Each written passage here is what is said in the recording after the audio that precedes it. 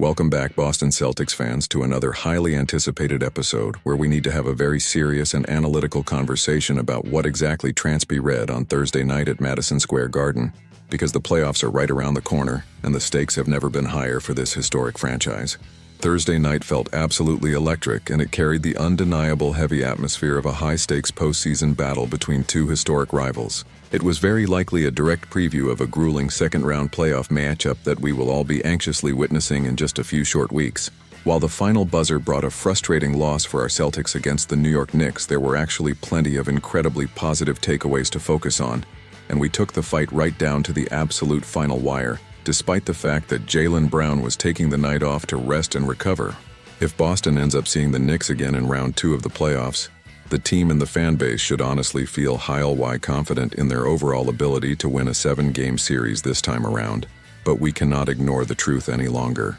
There is one absolutely glaring problem that currently has no clear or immediate solution, and it is the pick-and-roll defensive coverage involving our big men. This specific issue was exposed repeatedly, and it is something that head coach Joe Mazzulla and his entire coaching staff must address before the postseason officially tips off. Whether it was the incredibly athletic Neemias Queta or the seasoned veteran Nikola Vucevic standing on the hardwood, the Celtics were getting completely dismantled and killed by Jalen Brunson in the pick-and-roll actions. The incredibly frustrating fact that the Boston roster currently does not have a traditional center who can capably and comfortably switch onto quick guards or even play effectively at the level of the screen was completely devastating to watch unfold. Brunson, who is an absolute master of controlling the pace and utilizing clever footwork, Simple Y picked apart the Boston drop coverage over and over again with absolute surgical precision. The Celtics coaching staff desperately tried various defensive schemes and adjustments, like attempting to hide their big men on Josh Hart, hoping that Hart would be hesitant to shoot,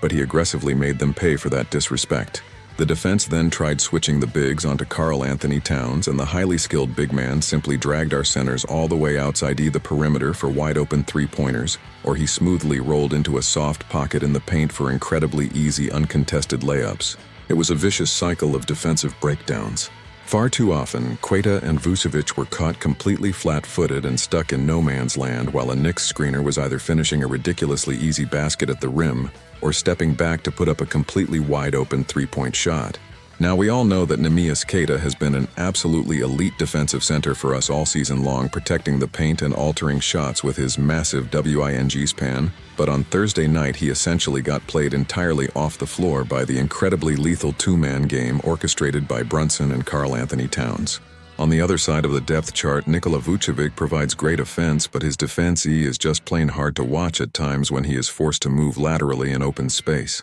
Closing tight high-pressure games with Vucevic on the floor in the playoffs simply cannot be the ultimate answer if we want to secure Banner 19. I have personally advocated on this channel for Luka Garza to keep his rightful spot in the nightly rotation because of his hustle and Esco ring touch, but the harsh reality is that his perimeter defense is not going to magically get the job done in this specific matchup either. If you are enjoying this deep dive into the tactical side of Celtics basketball and want to stay updated throughout our entire playoff run, please take a quick second, write no W to subscribe to the channel and hit that like button, because your support means everything and helps us keep bringing you the best daily basketball coverage on the platform. Looking at the reality of the calendar at this incredibly late point in the regular season, the Celtics obviously cannot change their personnel, and they are highly unlikely to make any massive drastic changes to their overarching defensive scheme that has carried them to so many victories. But if this New York Knicks team does indeed become a second-round playoff matchup, the Celtics are absolutely going to have to play defense with a lot more physical conviction and mental focus.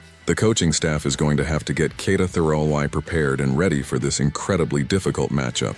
Queta is going to have to either find a reliable way to aggressively hedge over those screens, or learn to play higher at the level of the ball handler,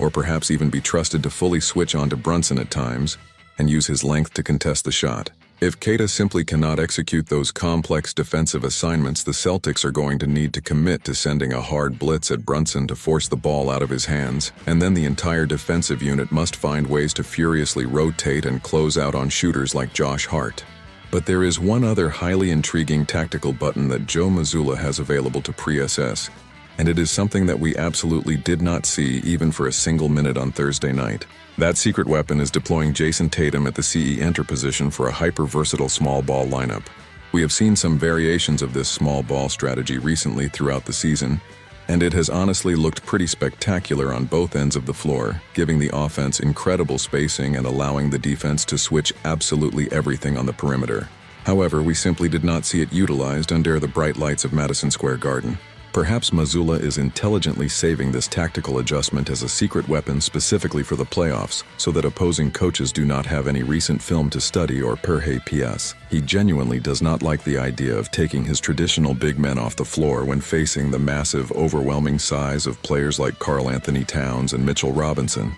Whatever the ultimate tactical answer is going to be, it simply has to be something different than what we just witnessed. The Boston Celtics absolutely cannot go into a grinding 7-game playoff series against the New York Knicks stubbornly relying on TH's deep drop coverage and just blindly hoping that the New York guards eventually start missing their uncontested mid-range jump shots. I am highly confident that Joe Mazzulla is keeping some brilliant tactical adjustments close to his chest and purposefully did not want to tip his hand in a regular season game, but solving this G-layering pick-and-roll problem is absolutely going to be the ultimate deciding factor that could easily end up determining the entire outcome of the series and the future of our championship hopes.